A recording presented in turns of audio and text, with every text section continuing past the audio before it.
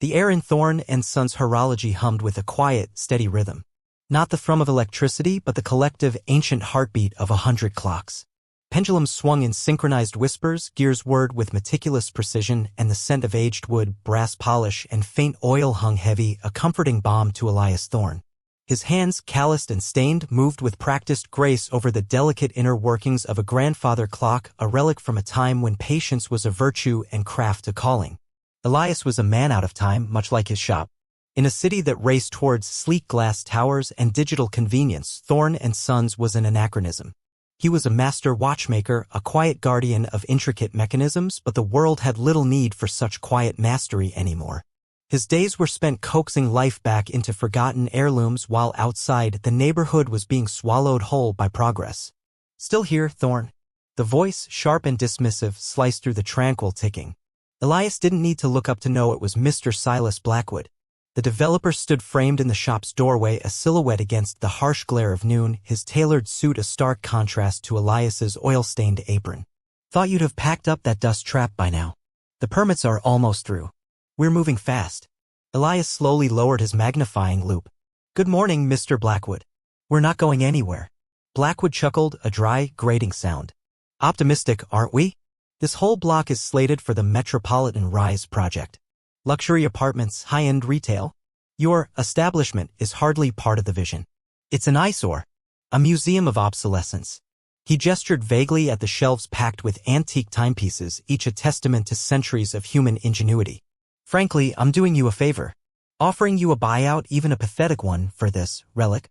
Elias's jaw tightened, but his voice remained steady. "This relic is my family's legacy. 3 generations. And these aren't just clocks, Mr. Blackwood.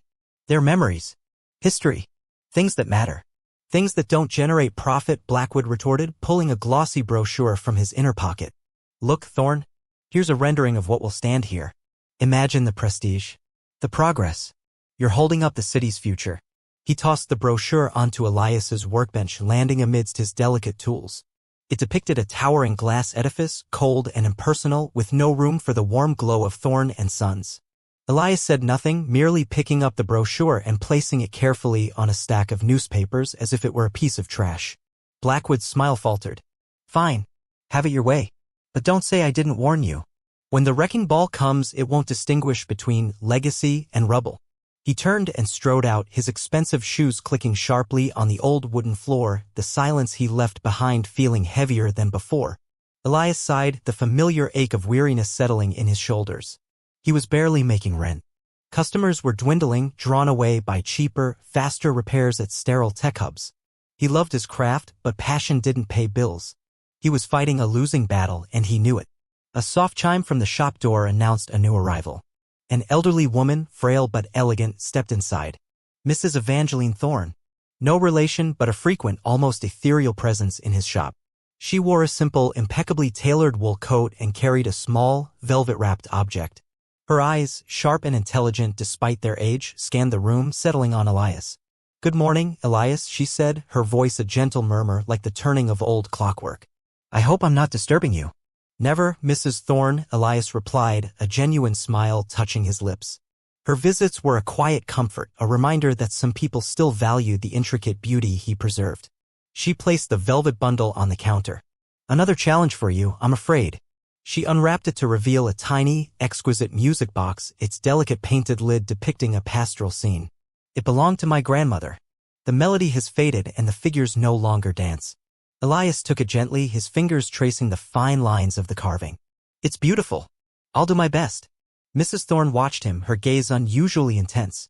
"I know you will. You have a gift, Elias. A rare one. Don't ever forget that."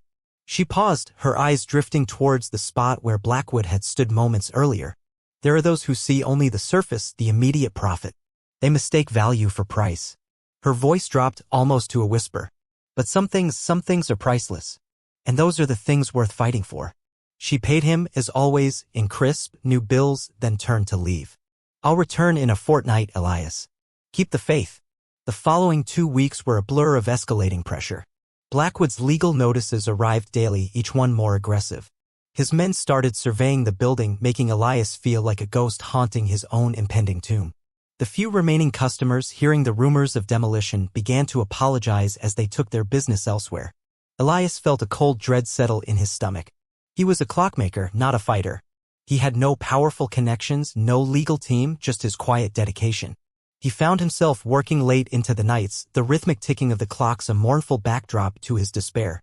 He tried to fix Mrs. Thorne's music box, but his hands trembled, his mind too clouded by the impending doom. The melody remained silent. Finally, the last notice arrived. 2 days. 2 days until the building was to be boarded up, then demolished. Blackwood scheduled a press conference for the following morning, right outside the shop, a public spectacle to announce his grand new project. Elias stood inside Thorne and Sons, watching through the dusty window as Blackwood's team set up a podium and banners across the street. The architectural renderings of the Metropolitan Rise gleamed in the morning sun, mocking him. He felt utterly, completely defeated. He carefully packed his grandfather's tools, each one a memory, into a worn leather case. This was it. The end of Thorne and Sons. The end of his quiet, dignified life. Just as he was about to lock the door for the last time, the bell above the door chimed softly. Mrs. Evangeline Thorne stood there, her gaze unwavering. She wasn't carrying the music box. Instead, clutched in her hand was a small, exquisitely carved wooden box no bigger than a cigar case. Elias, she said, her voice firm, cutting through his despair. There's one last repair. It's urgent. Elias looked at her, confused. Mrs. Thorne, I'm closing. There's no more time. There is always time for what truly matters, she replied, stepping inside. She placed the wooden box on his workbench. This isn't a watch, Elias. It's a key. Outside, the press conference was in full swing. Blackwood, radiating smug confidence, was at the podium, a microphone in his hand. Today marks a new era for the city. He boomed, his voice carrying clearly into the quiet shop. The old must make way for the new. Out with the dusty relics, in with progress. He gestured grandly towards Thorne and Sons. This entire block, including this anachronism, will soon be transformed into a beacon of modern living. Inside, Elias opened the wooden box. Nestled within, on a bed of faded velvet, was a rolled-up parchment yellowed with age. He carefully unrolled it. His eyes widened. It was an ancient city charter, exquisitely penned, adorned with a wax seal that bore the city's original crest. What is this? Elias whispered, his heart beginning to pound. Mrs. Thorne leaned closer, her eyes alight with a fierce, quiet triumph. This, Elias, is the original city preservation order. It dates back to the early 1900s. It specifically designates this entire block, including this very building, as a protected heritage site. It was established to preserve the Artisans' Guild of this district, the last of which, I believe, is Thorne Sons Horology. Elias looked at her, stunned. But how? My family, Mrs. Thorne said, a hint of a smile playing on her lips. We've been quietly involved in the city's historical preservation for generations. I've been observing Mr. Blackwood's tactics for months. And yours, Elias. Your quiet dedication, your unwavering commitment to your craft, you are the heart of this legacy. I merely provided the missing piece of the puzzle. She took the charter from his trembling hands. Now, if you'll excuse me, I believe I have an announcement to make. Mrs. Thorne walked out of the shop, frail no longer, but radiating an undeniable authority. She moved with surprising speed towards the press conference, a quiet whirlwind in her elegant wool coat. Blackwood was still mid-sentence, pontificating about his grand vision when Mrs. Thorne stepped directly in front of the podium, holding the ancient charter aloft. Mr. Blackwood, she announced, her voice, though soft, carried with astonishing clarity, cutting through his speech like a surgeon's scalpel. I believe you've overlooked a rather significant detail in your urban renewal plans. Blackwood paused, annoyed. Madam, this is a private press event. On public property, Mr. Blackwood, Mrs. Thorne countered, her eyes gleaming. And this property, as this document clearly states, is protected by city law for over a century. She unrolled the charter, its aged parchment a stark contrast to Blackwood's slick brochures.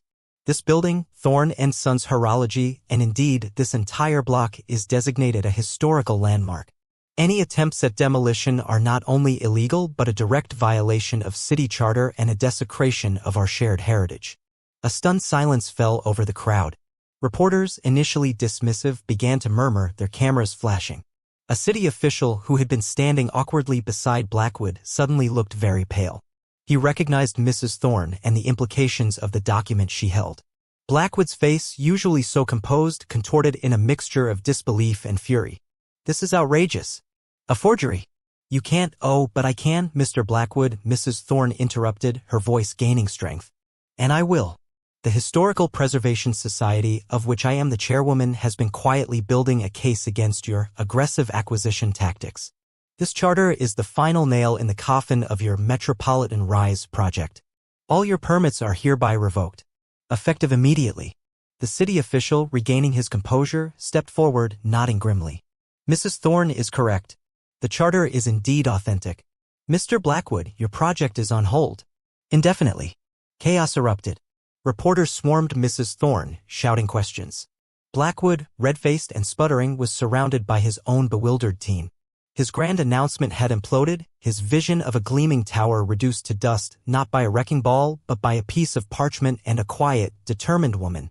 He looked utterly, completely defeated, his reputation in tatters. Elias watched from the doorway of his shop, a silent witness to the unfolding drama. The tick-tock of the clocks inside seemed to swell, a triumphant chorus. Mrs. Thorne, having delivered her devastating blow, looked over at him, a knowing smile on her lips. In the days that followed, Thorne Sons Horology became a local sensation. The story of the quiet watchmaker and the powerful preservationist went viral. People flocked to the shop, not just for repairs, but to see the man who had stood against a titan and the place that had been saved by history itself. Elias, no longer struggling, found himself overwhelmed with new business. He even began to consider taking on an apprentice, passing on the quiet mastery that had almost been lost. Mrs. Evangeline Thorne became a regular presence, no longer just a customer, but a patron. She funded the shop's restoration, ensuring its historical integrity, and helped Elias establish a small museum of timepieces in the back. Elias, the quiet watchmaker, had not just saved his shop, he had secured its future, transforming it into a cultural landmark, a testament to the enduring power of craft, legacy, and quiet resistance. The scent of oil and old wood in Thorne & Sons was no longer tinged with despair, but with the sweet aroma of renewal. The tick-tock of the clocks continued, a steady, comforting rhythm, a reminder that some things, like true value and a quiet, determined heart, can never be bought or demolished. They simply endure.